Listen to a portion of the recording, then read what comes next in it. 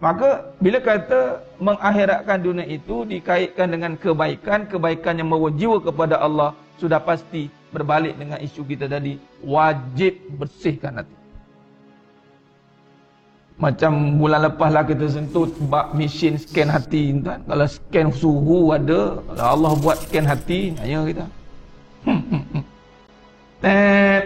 Takut bini keluar katanya. Contoh.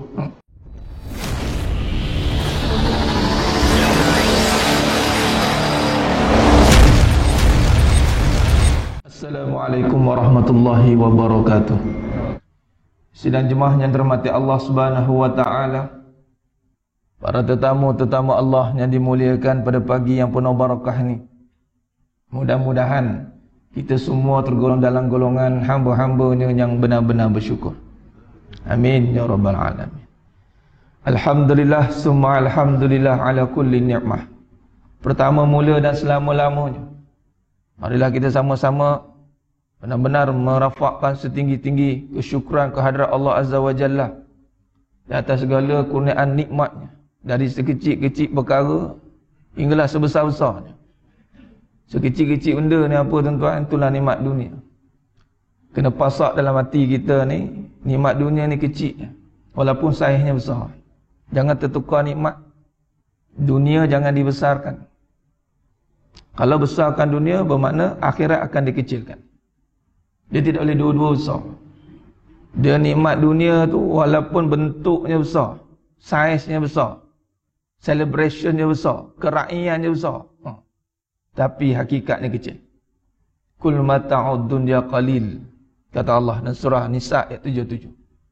Ini cabaran tuan-tuan untuk kita melihat nikmat dunia ni pada sudut hakikatnya kecil. Walaupun dari sudut pandang manusia semua meraihkan dia, tetapi yang besar pada dunia itu adalah nikmat akhirat padanya. Iaitu apa? Apabila kita mampu mengakhiratkan dunia. Menyambung kajian kita muka surat 31 ni, melihat dalam keadaan kehidupan kita ini, tujuan kita hidup ini, dalam nak melihat dunia ni, kita nak memandangnya dengan satu pandangan saja tuan-tuan. Ini pandangan akhirat pada dunia. Dia tak ada dua pandangan. Kalau kita lihat dunia dengan dunia, potensi untuk meninggalkan akhirat itu tinggi. Contoh, tengok duit dengan duit. Bila tengok duit dengan duit, apa kita fikir? Tambah. Apa kita fikir? Macam-macam lah dengan duit itu. Tapi kalau kita tengok duit dengan akhirat, apa kita fikir? Satu je, pahala. Nah, malah kalau kita fikir pahala tuan-tuan, sudah pasti ada duit. Fikir pahala sudah pasti ada duit ya. Contoh zakat. Itu pahala. Kalau dia fokus zakat, duit datang. Di mana ada zakat, di situ ada duit. Di mana ada duit, di situ belum tentu ada zakat. Di mana ada zakat, pasti ada duit. Tak ada lagi lah zakat terkering. Ni zakat tak ada duit kata. Tak ada. Memang kalau zakat tu kering, bala lah turun. Bayangkan. Sebab dia wajib. Maka tengok Makkahul Mukarramah tuan-tuan, Madinatul Munawwarah. Di sana ada akhirat? Ya, akhirat. Ada duit tidak? Ada. Bukan bilion dolar, trilion. Silap lebih pada triliun lagi dah agak. 24 jam operation. Nak nguruskan masjid kita pun jenuh, kadang-kadang nak maintenance, bayar pi, bayar air.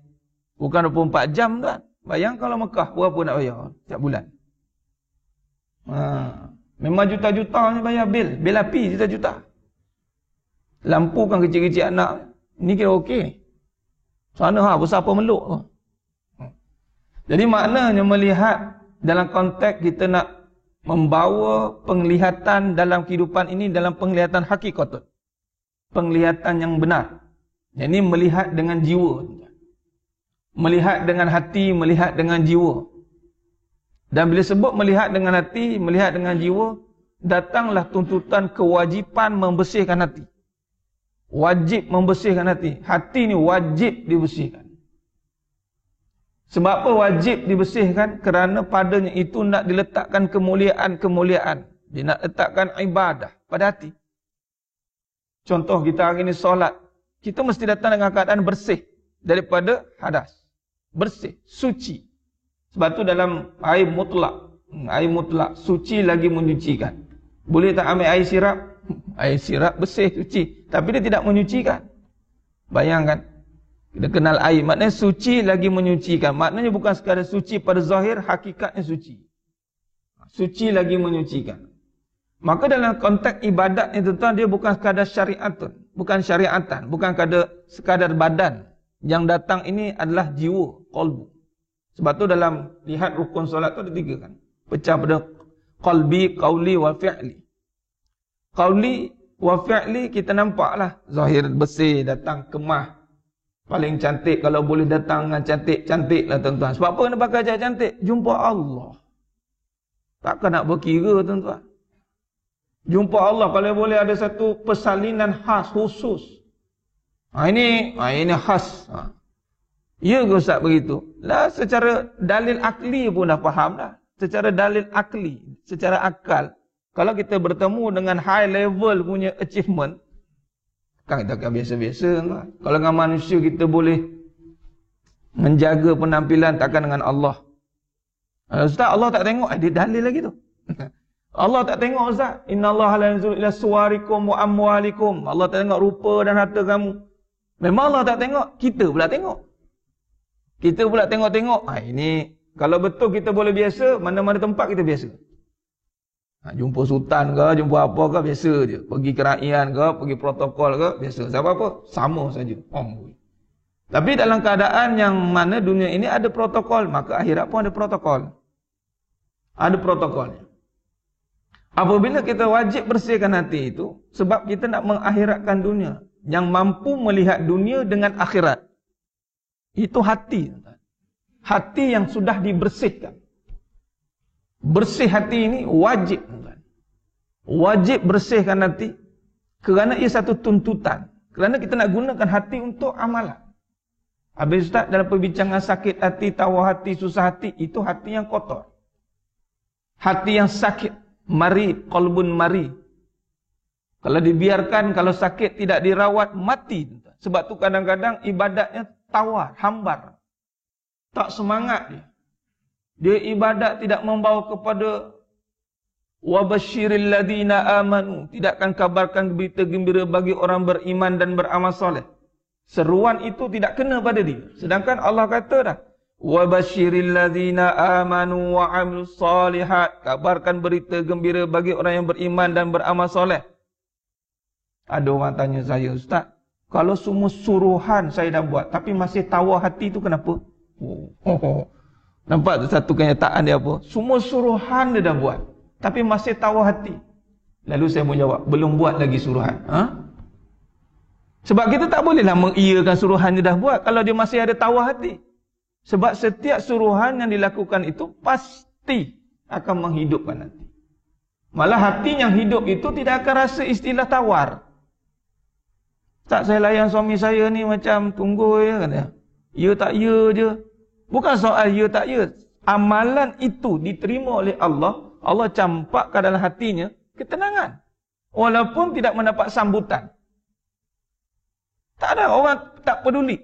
Orang buat tak tahu dia. Kita tolong dia, tak ada say thank you pun. Say bye-bye je.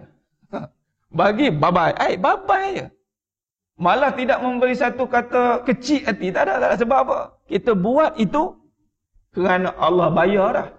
Bila Allah bayar, peduli apa? Orang nak cakap apa? Contoh macam transporter lah. Postman contoh kan. Kita deliver barang. Kadang-kadang orang ambil tu, tak payah letak situ je. Orang tu tak cakap pun thank you ke apa. Kerana tak tengok muka pun. Tugas kita hantar barang, dia tinggal. Walaupun barang yang kita hantar itu belian. Kadang-kadang kita kan nampak kan perbuatan kita. Saya Ustaz, saya berhabis buat ni Ustaz. Saya beria-ria ni Ustaz. Saya habis-habis. Diorang tak hargai.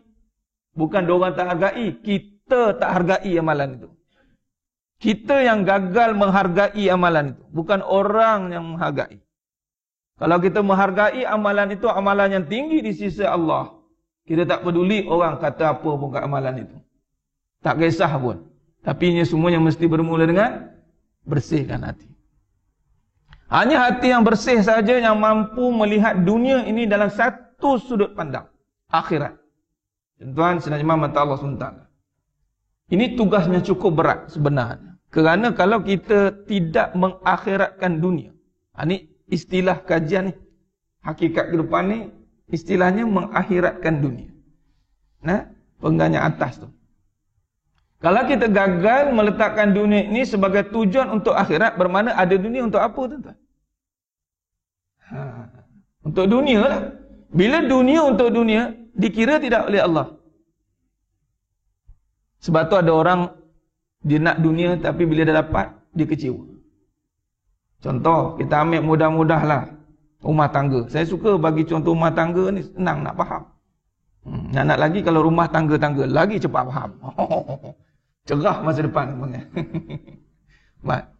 Dulu kahwin seronok, tuan-tuan. Bila seronok tu, cantik lah seronok tu, betul. Semua seronok. Hari pertama perkahwinan, nak sebelum nak kahwin. Lagi-lagi persiapan itu seronok. Tapi kenapa akhirnya bila berkahwin, dia ceritalah, melayari bahtera lah, ombak lambung tinggi lah, macam-macam cerita datang. Kenapa? Sebab kita bimbang, kita kahwin itu akhirnya niat di dunia balik. Sekadar nak ada pasangan saja. Sekadar nak ada isteri sahaja. Sekadar nak ditemani, nak dilayani. Sekadar kehendak manusia, biologi manusia. Tidak kesorangan ustaz. Seorang-seorang kita nak juga. Ada punya statement, nak juga teman berborak. Kalau itu saja tujuannya, mana nampak kepada satu arah saja, maka lama-lama akan hambar. Tapi kalau perkahwinan itu sekadar untuk yang mana dinampakkan pada akhirat. Dia nampak satu je, pahala, lada amal. Dia buat semua untuk pahala, akhirat. Dunia digunakan untuk akhirat. Dunia ni mana apa? Yang nampak lah. Yang ditinggalkan kata ulama. Dunia ni apa? Yang ditinggalkan. Isteri tinggal, anak tinggal, kereta tinggal, rumah tinggal, semua tinggal. Yang masuk dalam tu apa? Kita dan amalan kita. Nabi kata. Itu je. Jadi yang mana yang bersama kita, yang itu kita tumpukan. Makna kahwin untuk amal. Apa saja amal, maka balasannya tenang. Balasannya gembira. Di dunia lagi Allah bayar. Lepas tu kadang setengah orang tu, bang, kenapa abang sanggup susah-susah ni bang? Abang tak ada erti kekecewaan dalam hidup abang. Tak ada erti penat dalam hidup abang. Walaupun abang habis untuk kamu, tapi kamunya senyuman, lapang hati abang. Iya ke? Sebab apa? Dah jadi amalan. Bila dah jadi amalan ni tuan-tuan, nyawa pun sanggup bagi. Tu para syuhada. Nama level tingkatan tu nabiyin, siddiqin, syuhada. Wasalihin. Jadi makna di sini, kita nak tak nak, tidak boleh ada makna yang berlainan daripada akhirat. Ini tugas kita. Dalam konteks memahami erti kehidupan ni tuan-tuan, kenapa kalau orang tanya hidup ni untuk apa? Untuk akhirat. Habis cerita. Kenapa Allah bagi duit? Untuk sedekah. Saya cerita banyak. Kenapa aku cari duit? Untuk sedekah. Untuk nafkah. Untuk infak. Untuk zakat. Untuk wakaf. Untuk masa depan. Masa depan lah tu. Yang mana? Akhirat. Tiada istilah masa depan dunia bagi orang akhirat. Orang akhirat tidak ada beriman dia dengan hari dunia. Kan? Man amana billahi wal yaumil akhir. Tak ada man amana billahi wal yaumid dunya wal akhirah. Tak ada dunia wal akhirat. Tak ada. Dia satu lah. Maknanya besok akhirat dah. Kejap lagi. Apanya gaib? Gaib tak tahu. Kejap lagi tak tahu. Akhirat. Jadi maknanya pandangannya itu sudah bertumpu kepada satu saja, akhirat, dan dia akan gunakan dunia ni semaksimum mungkin untuk akhirat. Itu kaedahnya. Jadi bagaimana kita nak memahami dengan lebih lanjut tentang mengakhiratkan dunia, maka datanglah satu perkataan dipanggil kebaikan. Ayyukum ahsanu amala. Jadi perkataan kalau sebut akhirat tak faham. Yang untuk akhirat tak? Untuk akhirat tak? Kawan kata ni agama ke ni? Kata.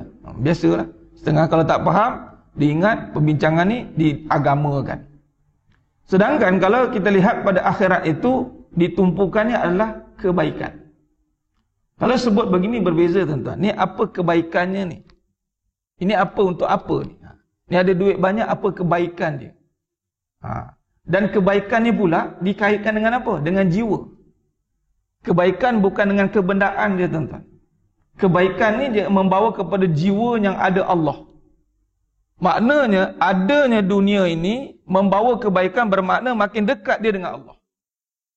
Itu definisi kebaikan. Bukan kebaikan ni dengan fahaman kebendaan. Yalah ustaz, ada 5 kereta boleh gili-gili. Dia bukan faham gili-gili kebaikan yang nampak zahir. Tapi yalah ustaz, ada 5 kereta ni, setiap satu ni pahala ni. Ini saya memang pakai sungguh ni. 5 ni saya pakai untuk pahala. Pakai mana? 1 saya pakai, ini pun saya pakai, 3 lagi saya infakkan lah. Dekat mana-mana ustaz yang nak katanya. Yang nak. Dia kena nampak macam tu.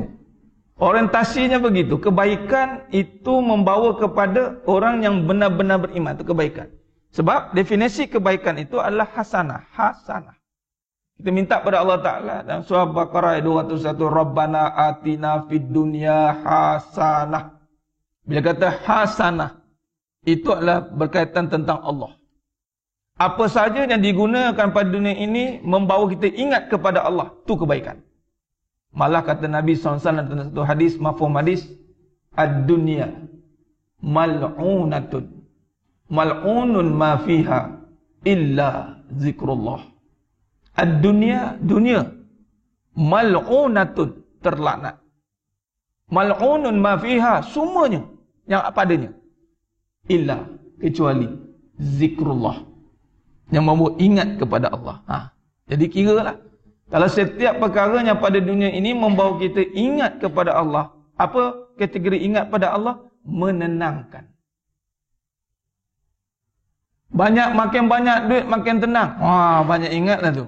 Tenang. Tapi kalau makin banyak duit, makin bimbang. Hati-hati. Habis yang tak ada duit, bimbang. Tak ada Allah tu, tak ingat. Sama lah.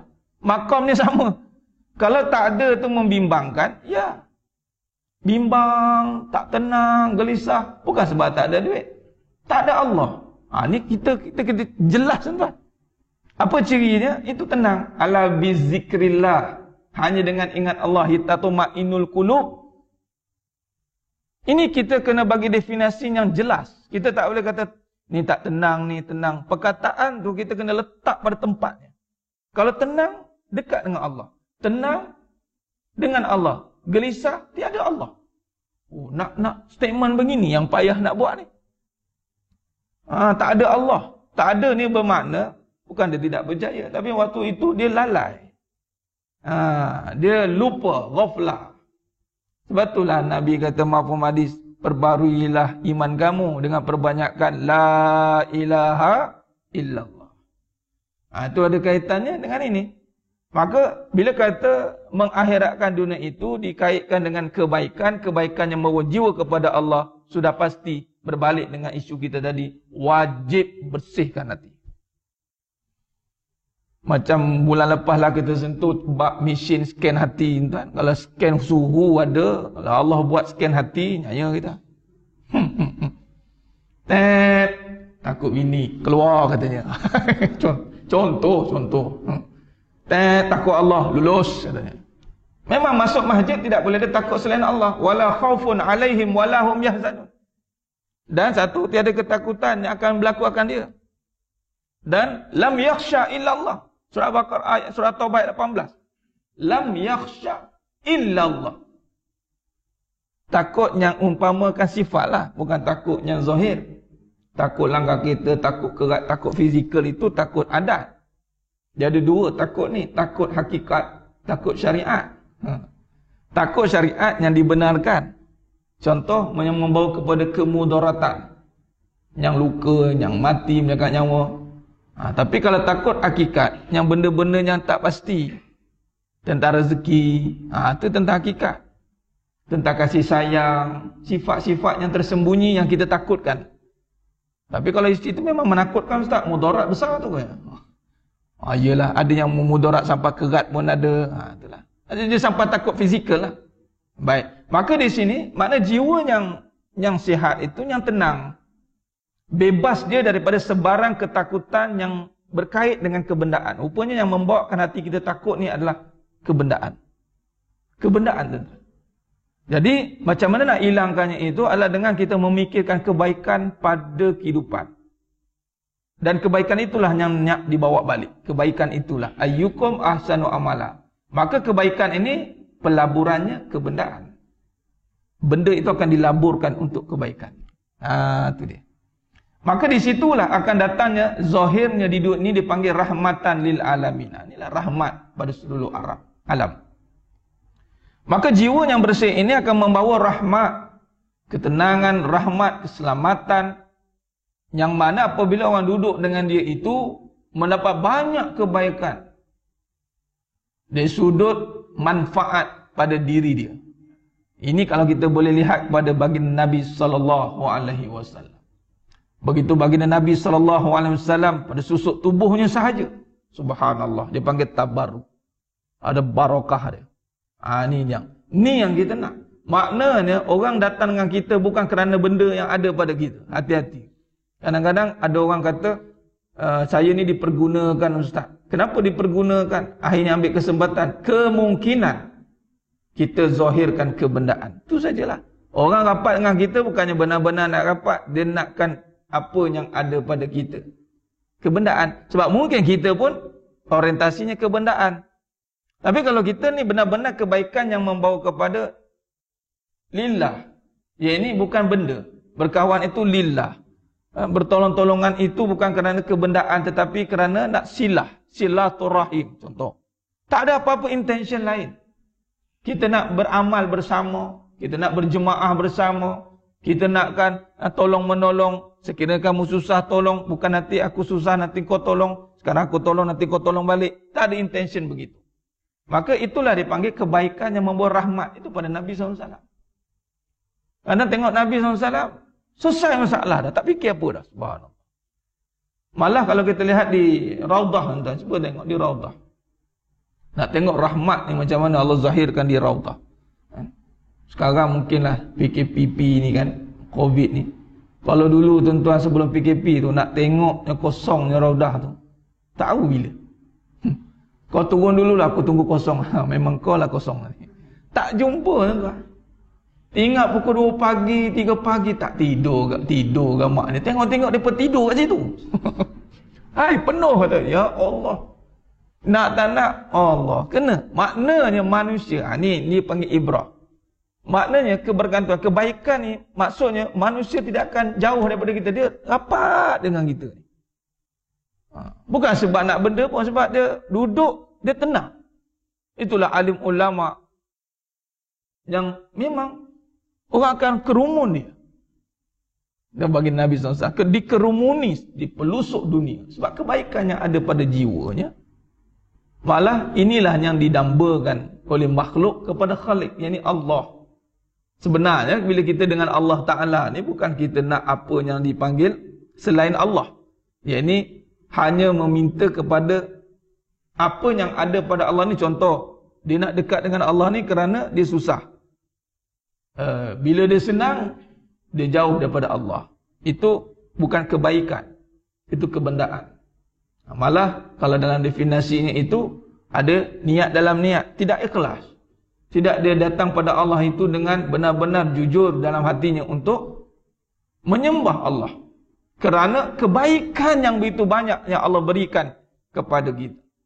Yang ini dalam konteks contoh nikmat kehidupan. Ni kenapa ni? Ya, solat, contoh solat. Sebab Allah jadikan kita ni tak terbayar. Jadi saya nak terima kasih, nak syukur dengan Allah. Tu. Maknanya bukan sebab kita apa lagi memikirkan dengan Allah kebendaan. Ustaz, kalau pahala syurga akhirat, orang kata syurga ni pun kebendaan ke? Tak. Apa saja berkaitan akhirat bukan kebendaan. Kadang-kadang orang konflik kat situ. Minta pahala boleh ke Ustaz? Apa tak boleh? Minta dah, memang Allah suruh. Minta syurga, boleh Nabi suruh. Siap Nabi suruh minta syurga Firdaus lagi. Yang tak bolehnya adalah apabila kita berdagang dengan Allah, nak beramal, nak minta duit. Minta duit kerja. Dengan Allah nak duit. Allah kata lebih daripada duit aku bagi. Habis itu tak boleh ke nak minta duit? Boleh. Tapi jangan semata-mata kerana duit. Kalau kerana duit, nantikan duit orientasinya sedekah supaya tak nak habis duit. Nampak? Nakai. Ni sedekah ni tak nak habis duit. Kalau Allah buat macam Sayyidatina Khadijah radhiyallahu anha. Macam mana Sayyidatina Khadijah? Habis licin. Para sahabat semua habis. Abdurrahman bin Auf radhiyallahu anhu bila berhijrah licin. Mus'ab bin Umair licin harta. Bila masuk ke Madinah lain ceritalah. Ini nak hijrah licin. Tak tahu menahu ni dapat apa lagi. Setengahnya begitu. Kadang-kadang Allah tak bayar kat sini, Allah bayar kat syurga terus. Kalau silap hari bulan memaham perkara ini, kita duk nunggu-nunggu. Ni dah solat dah ni ustaz. Makin susah agama. Nak cakap apa tuan? Sebab yang dimaksudkan di sini adalah kita nakkan kebaikan yang didefinisikan sebagai tadi. Kebaikan dalam ketenangan. Walaupun kita berada dalam keadaan susah, Allah campakkan ketenangan. Di mana datang ketenangan? Saya susah ustaz. Kerana kebaikan yang disandarkan dengan amalan. Jadi sebenarnya mata Allah SWT. Maka dengan ini, permulaan kehidupan ini, bila kata dikaitkan dengan kehidupan, maka mestilah dibangunkan kebaikan, difikirkan kebaikan, ditujukan itu tumpuan kebaikan. Sebab tu orang dulu kalau nasihat anak-anaknya, bah nak jadi apa ni bah? Dulu kos, kita pun tak tahu nak cakap kos apa. Jadi orang baik ni. Kau kena baik dengan orang nanti tu. Jadi orang baik, solat jangan tinggal. Nak tahu nak suruh jadi apa tak tahu. Samalah juga dengan sekarang nak suruh jadi apa pun, kos punya banyak. Kadang anak kita cakap nak jadi apa ni bah? Kita pun pening kadang tu nak suruh jadi apa, doktor ke, accountant ke, lawyer ke. Kita lupa satu perkara yang mesti kita tekankan dalam hidup dia. Jadilah orang baik. Ketika kamu jadi orang baik, kamu berada di mana pun kamu akan baik. Kamu jadilah doktor yang baik, jadilah accountant yang baik, lawyer yang baik, siapa pun kamu, baik itu menjadi tujuan. Apa itu baik bah? Itulah dia, jiwamu ada Allah. Menjadi manfaat dan rahmat bagi sekaliannya. Orang duduk dengan kamu, orang dapat manfaat daripada kamu. Yang ini kita nak. Itu dipanggil akhlak tuan-tuan. Akhlak. Kita panggil akhlak. Inilah misi besar. Bila kata jiwa tadi bersih. Bersih ni hati ni, dia akan kait dengan akhlak. Dia akan kaitkan bila hati tu kotor tuan-tuan. Akhlak bukan kata solat tu kotor. Malah kadang-kadang kalau dipanggil akhlak ini, solat ni nampak baik. Kemah. Tapi bila kait dengan hati ni tuan-tuan, datang dekat mana nak nampak? Ujian kehidupan. Paling mudah nanti mulut lah. Sebab tu Nabi kaitkan, man kana yu'minu billahi wal yaumil akhir falyakul khairan aw liyasmut. Maka dikaitkan dengan lisan. Kebaikan ini juga dimulakan dengan manfaat pada lisannya. Kata-katanya itu membawa dia dekat dengan Allah. Itu akhlak. Akhlak. Dan ini dipanggil kebaikan yang dikaitkan dengan akhlak. Dan ini misi besar Nabi SAW. Innama bu'istu liutamima makarimal akhlak. Itu misi besar Nabi SAW. Dan pembentukan akhlak ini sangat berkait rapat dengan keimanan. Iman. Sebab akhlak ni tuan-tuan, kalau dalam kitab Tazkiyatun Nafs, khulasah pada karangan Imam Al-Ghazali Ta'ala, dipanggil takhalluq. Dr. Said Hawad, takhrisnya itu Dr. Said Hawad dalam kitab Tazkiyatun Nafs. Dia panggil apa? Takhalluq. Takhalluq bil akhlaqillah. Berakhlak dengan akhlak Allah. Akhlak ni maknanya khalaqa. Tuan-tuan sedang memang mata Allah SWT. Baik. Sifat-sifat. Akhlak ni sifat. Sifat yang terzahir pada diri kita yang bersandarkan sifat-sifat terpuji yang datang pada Allah. Ini selalu saya bawa dalam perbahasan yang saya panggil kesimpulan. Saya setelah kita lihat perkataan yang mudah untuk kita faham dalam bab akidah ini, saya letakkan begini. Khaliq, sifatnya itu ada pada makhluk. Khaliq, apa maksudnya? Segala sifat kekuasaannya ada pada kita. Khaliq, sifatnya ada pada makhluk. Tapi sifat makhluk tidak ada pada Khaliq. Itu tidak ada. Contoh, sifat kita. Ini saya nak kaitkan dengan akhlak dan sifat. Kenapa akhlak ni tadi dikaitkan dengan takhalluq bil akhlaqillah. Cuba kita lihat. Sifat kita ini mata. Ini sifat makhluk. Mata, telinga, mulut. Baik. Adakah melihat itu mata? Tidak. Melihat itu basar, sifat melihat. Adakah mendengar itu telinga? Tidak. Sifat mendengar. Adakah bercakap itu lidah? Tidak. Sifat berkata-kata. Adakah sifat mendengar, sifat melihat, sifat berkata-kata itu sifat kita? Tidak. Kena yakinlah. Pening kita. Ya Ustaz, bukan sifat kita. Habis sifat kita apa? Buta. Mata ni ada. Asalnya melihat, tidak. Buta. Tengok baby keluar-keluar, papa, mana ada kenal lagi papa. Tapi sekarang budak-budak cepat tengok dia dah. Celik dia nampak dah. Dulu anak baby lambat sikit buka kan, tak tahu dah. Oh dulu katanya lupa dah. Tu ada peluang tu. Tak tengok mana cucu melain ke anak buah ke. Kadang lupa, betul lah tu, lupa. Tapi yang kebanyakan lah gitu. Ada yang berkata macam gitu. Dia sekarang budak-budak ni cepat celik mata. Tapi memang kadar penglihatannya bukan tegur-tegur nampak. Ada masa. Maknanya ada mata tapi tidak mampu melihat. Ini arwah Muhammad Ali dia cakap, who is your bodyguard? Dia melihat tapi tak ada mata. Dia mendengar tapi tak ada telinga.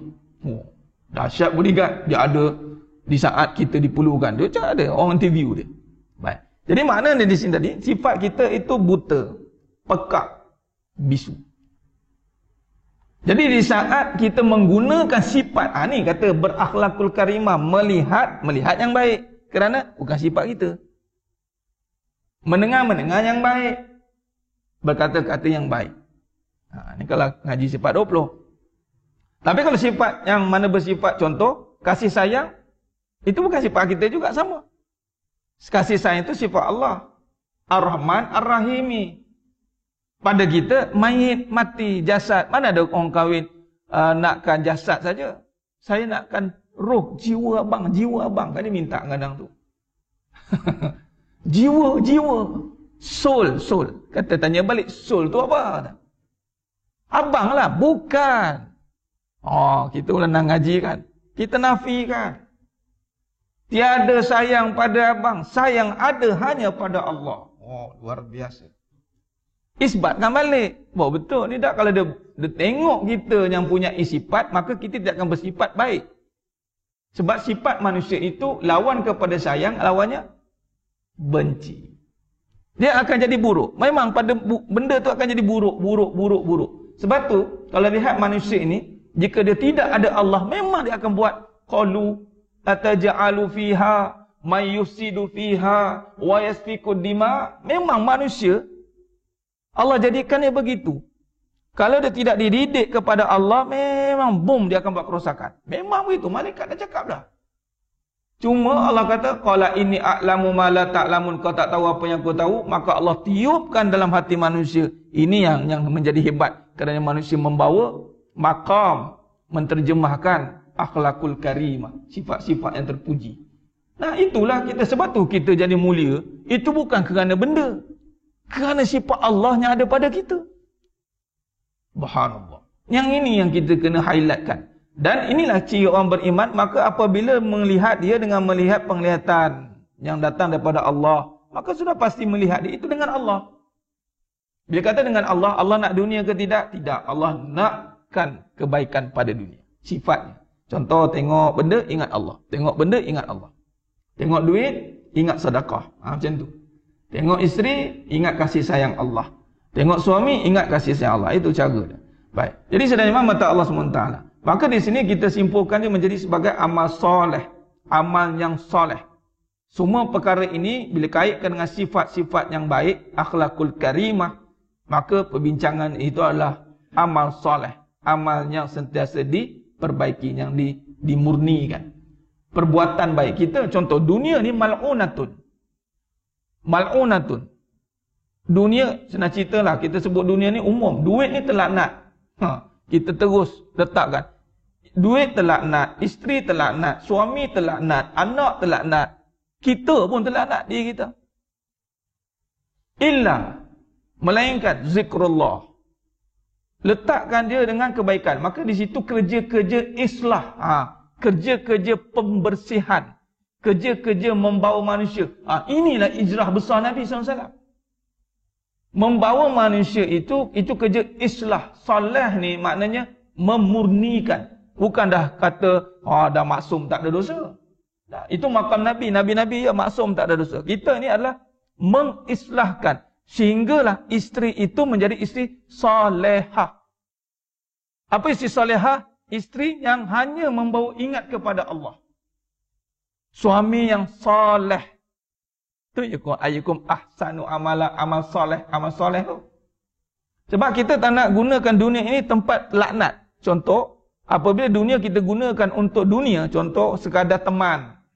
Kata isteri untuk isteri, suami untuk isteri. Sekiranya sesuatu waktu dia tidak mampu melaksanakan tugas dia, tuan-tuan. Bimbang-bimbang kita laknat dia. Mesti berlaku. Tak guna, datang.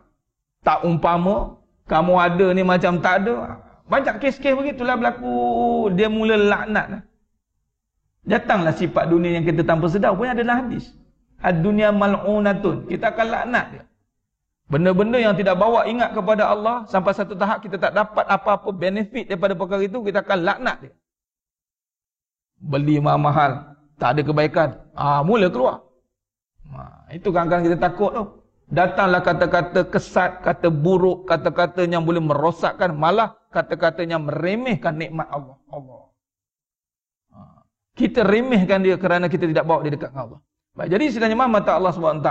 Kalau kita lihat di sini, maka kita simpulkan dia, maka kita letakkan balik kefahaman tentang amal soleh ini dengan menzahirkan kembali akhlak ataupun perbuatan yang baik suatu di dunia, dengan fahaman hakikat dunia itu memang kita dah sentuh sebelum ini, yakni penuh dengan tipu daya dan fitnah yang boleh merosakkan kehidupan ini. Dan kita kena letakkan dia kepada akhirat. Dunia pada akhirat itulah tujuannya, bersesuaian dengan perbincangan ataupun apa tujuan kita ini diadakan, yakni untuk illa liya'budun. Jadi sedang jemaah mata Allah SWT. Seterusnya surat 32 dan penutup. Dan penutupnya adalah kata Sayyidina Ali bin Abi Talib karramallahu wajhah. Perenggan yang bawah. Terus ke situ. Kata beliau, kata Sayyidina Ali bin Abi Talib karramallahu wajhah dalam satu wasiatnya dalam satu khutbah. Beliau kata apa? Aku mewasiatkan kepada kamu agar bertakwa kepada Allah. Baik. Bila sebut cerita kerja bersihkan hati, maka itu kerja orang bertakwa. Kerja orang bertakwa. Takwa ni kerja hati. Bersihkan hati daripada sebarang bentuk akhyar, bentuk-bentuk kebendaan, bentuk-bentuk keduniaan. Kita nak hancurkan. Wa ima amalan-amalan yang kita lakukan ini adalah untuk menghancurkan keduniaan yang ada dalam hati. Kita sedekah nak buang kesombongan. Kita sujud nak hancurkan kesombongan, keegoan gitu. Kita buat amalan bagi salam pun samanya, syariat nak hancurkan. Maka kata beliau, bertakwa kepada Allah ni rukun dalam khutbah. Mana-mana khutbah tak ada kata takwa, tak sah. Mengajak bertakwa. Dan kata beliau lagi, kata Sayyidina Ali bin Abi Talib karramallahu wajhah, meninggalkan dunia yang meninggalkan kamu. Dia suruh meninggalkan dunia yang meninggalkan kamu. Jika kamu ingin memperbaruinya, perumpamaan kamu adalah seperti suatu kaum yang sedang berada dalam perjalanan. Mereka menempuh satu jalan dan seakan telah melampaui. Kita berhenti kat situ. Maksudnya, dalam kaedah kita hari ini, nak menuju pada akhirat, dunia pasti akan ditinggalkan. Pasti. Kita tak ada pilihan lain. Sebelum kita tinggalkan dia atau dia tinggalkan kita. Dua-dua. Yang mana satu? Dan kata Sayyidina Ali bin Abi Talib karramallahu wajhah, yang cerdiknya kita tinggalkan dia dulu sebelum dia tinggalkan kita. Itu cerdiklah. Sebelum duit ditinggalkan, dia tinggalkan kita duit ni, dia bila-bila masa boleh ditinggalkan. Contoh kita guna kat tempat-tempat yang tidak patut, baik kita tinggalkan dia dulu dengan kefahaman kita. Tinggalkan kat mana Ustaz? Dalam tabung. Contoh, Allah tertinggal duit saya kat mana? Dalam tabung. Masuk dalam tabung, siapkan buat strategic planning untuk wakaf, buat semua supaya kita meninggalkan dia sebelum kita ditinggalkan. Baik. Jadi sedang jemaah mata Allah SWT, begitulah kesimpulan yang kita boleh buat pada pagi yang penuh barakah ni. Nanti kita sambung lagi perbincangan, berhenti dekat perenggan itu, sambung betapa banyak orang melalui satu jalan sampai dia tak jumpa tujuan. Baik, nanti kita sambung pada perbincangan yang seterusnya. Mudah-mudahan apa yang kita bincangkan pada pagi yang penuh barakah ini sampailah maksud dan tujuannya itu insya-Allah benar-benarnya untuk mendekatkan diri kita pada Allah, supaya menambahkan lagi kenikmatan kelazatan kita dalam menjadi hamba Allah ini, beramal dengan sepenuh-penuhnya insya-Allah. Mudah-mudahan dan yang menonton yang hadir semua pada pagi yang penuh barakah ni dipilih oleh Allah SWT untuk dibersihkan hatinya. Amin ya rabbal alamin, dan dipilih untuk dimasukkan syurganya Firdaus tanpa hisab.